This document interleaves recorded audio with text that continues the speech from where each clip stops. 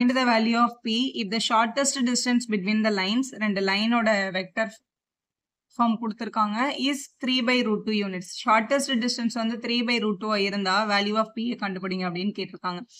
இந்த ஃபார்ம் பாருங்க R vector equal to A vector plus lambda B மாதிரி இருக்கு. அப்போ ரெண்டு லைன் கொடுத்துருக்காங்க. ஸோ இது A1 இதை B1 அப்படின்னும் இதை A2 இதை B2ன்னு எழுதிக்கலாம். அதான் இங்கே எழுதியிருக்கேன். ஸோ இது A1 வெக்டர், இங்கே இருக்கிறது வந்து B1 வெக்டர், இது A2 வெக்டர், இது வந்து உங்களோட B2 வெக்டர் எழுதியாச்சு.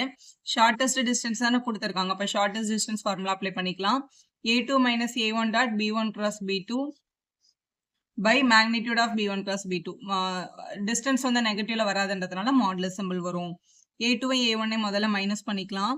ஸோ இதான் A2 இதான் A1 மைனஸ் பண்ணும்போது இந்த ஐயும் இந்த ஐயும் மைனஸ் ஆகும். இங்கே P இருக்கு, இங்கே 1 இருக்கு. மைனஸ் பண்ணும்போது P minus 1 டைம் ஐன்னு எழுதிக்கலாம். J வந்து இங்கே -1 இருக்கு, இங்கே வந்து 2 இருக்கு. -1 -2 -3J அப்படின்னு கிடைக்கும். இங்கே K வந்து -1, இங்கே வந்து மைனஸ் ஆஃப் -1 அப்படின்னு வரும். ஸோ -2K அப்படின்னு எழுதிடலாம். A2 minus A1. ஸோ இதான் நம்மளோட A2 minus A1 வேல்யூ. அடுத்து நமக்கு B1 cross B2 வேணும். B1 cross B2ன்றது டிட்டர்மினன்ட் ஃபார்ம்ல பண்ணும். I, J, K. B1ல இருக்கிற நம்பர்ஸ் P -1 -1 +1 -1 +1 +1 -1 +1. B2 வந்து இங்க இருக்கு 2 1 2 2 1 2 எழுதியாச்சு. இதை டிட்டர்மினன்ட் ஃபார்ம்ல ஃபைண்ட் பண்ணிக்கலாம் ஆன்சரை. ஃபர்ஸ்ட் டேர்ம் I அப்படியே எடுத்துட்டு உள்ள வந்து -1 × 2 -2 மைனஸ் ஆஃப் 1 1s are 1ன்னு எழுதிக்கோங்க. அடுத்து மைனஸ் போட்டு இந்த J எடுத்துக்கலாம். எடுத்துட்டு இந்த J இருக்கிற காலமே இந்த ரோவையும் க்ளோஸ் பண்ணிட்டா 1 2s are 2 -2 1s are 2 plus K இருக்க காலமும் ரோவும் க்ளோஸ் பண்ணிட்டா 1 1s are 1 மைனஸ் போட்டுட்டு -2 வருது. அப்போ இங்கே நம்ம +2 அப்படின்னு எழுதிக்கலாம். இங்கே -2ம் -1ம் -3i 2 - 2 0 0 × anything 0 தான். இந்த டேர்மை நம்ம விட்டுறலாம். 1 + 2 3 இங்கே ஒரு K இருக்கிறதுனால இதை நம்ம 3K அப்படின்னு எழுதணும். ஸோ B1 cross B2 கண்டுபிடிச்சாச்சு. இப்போ A2 - A1 B1 cross B2 நம்ம என்ன பண்ணணும், டாட் ப்ராடக்ட் பண்ணணும். அப்புறம் டினாமினேட்டருக்கு நமக்கு என்ன தேவைப்படுது, magnitude of B1 cross B2 தேவைப்படுது. ஸோ இதை அப்படியே இங்கே ஃபைண்ட் பண்ணிடலாம். B1 cross B2ஓட மேக்னிடியூட் வேணும்னா இதானே B1 cross B2. ஸோ இங்கே இருக்க நம்பரை ஸ்கொயர் பண்ணி ஆட் பண்ணும். -3² + 3². 3 ஸ்கொயர் பண்ணால் 9 -3 ஸ்கொயர் பண்ணாலும் 9 தான். அப்புறம் நமக்கு என்னன்னு கிடைக்குது, √18 அப்படின்னு கிடைச்சிருக்கு. √18 வந்து 9 2s are எழுதிக்கலாம். 9 2s are வந்து 9 வெளில எடுத்துடலாம், 2 வந்து வெளியே எடுக்க முடியாது. அதனால இதை 3√2 அப்படின்னு எழுதி வச்சுக்கோங்க. ஸோ இது டினாமினேட்டர் ஃபைண்ட் பண்ணியாச்சு. நியூமரேட்டருக்கு A2 - A1ஐயும் B1 cross B2ஐயும் டாட் ப்ராடக்ட் பண்ணணும். A2 - A1 இங்கே இருக்கு, B1 cross B2 இங்கே இருக்கு, எழுதிக்கலாம்.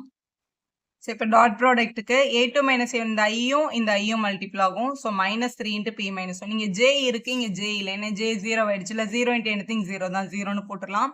இங்கே Kல வந்து -2 இருக்கு, இங்கே Kல வந்து 3 இருக்கு. ஸோ இதை மல்டிபிள் பண்ணிக்கலாம்.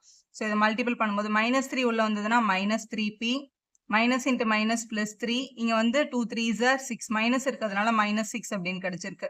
இப்போ -3P -6ம் +3யும் -3 அப்படின்னு கிடைச்சிருக்கும். ஸோ இதுதான் A2 - A1ஓட வேல்யூ.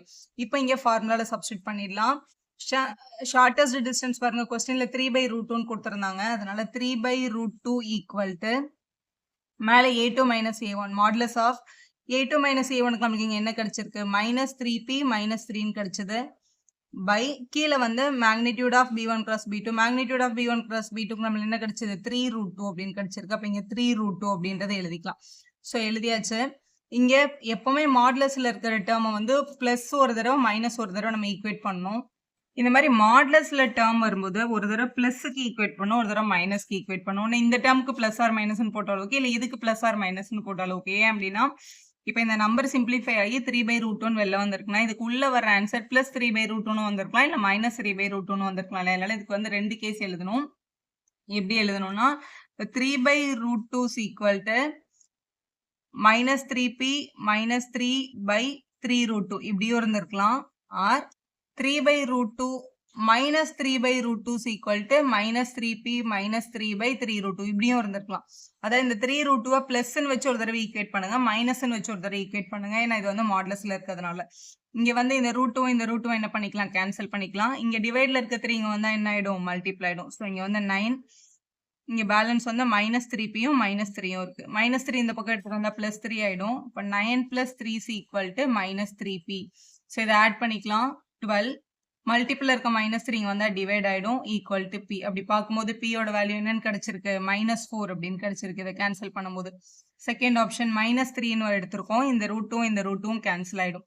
டிவைட்ல இருக்க 3 இங்க வந்தா மல்டிப்ளை ஆயிடும். அப்போ -9 ஈக்குவல் டு -3p -3 -3 இங்க வந்தா என்ன ஆயிடும் +3 ஆயிடும். அப்போ -3 இந்த பக்கம் எடுத்துட்டு வந்தா +3 இந்த பக்கம் -3p இருந்திருக்கும்.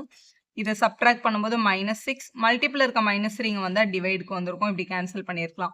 ஸோ இதை கேன்சல் பண்ணும்போது இது 1s ஆர் இது 2s ஆர்னு கிடைக்குது. அதுதான் பியோட value. So B is equal to +2 அப்படின்னு கிடைச்சிருக்கு. இங்க பியோட வேல்யூ -4 அப்படின்னு கிடைச்சிருக்கு. ஸோ ரெண்டுமே பியோட வேல்யூஸ் தான். ஃபைண்ட் த பின்றதான் நம்மளோட question. So B is equal to -4, 2 அப்படின்னு எழுதிடலாம்.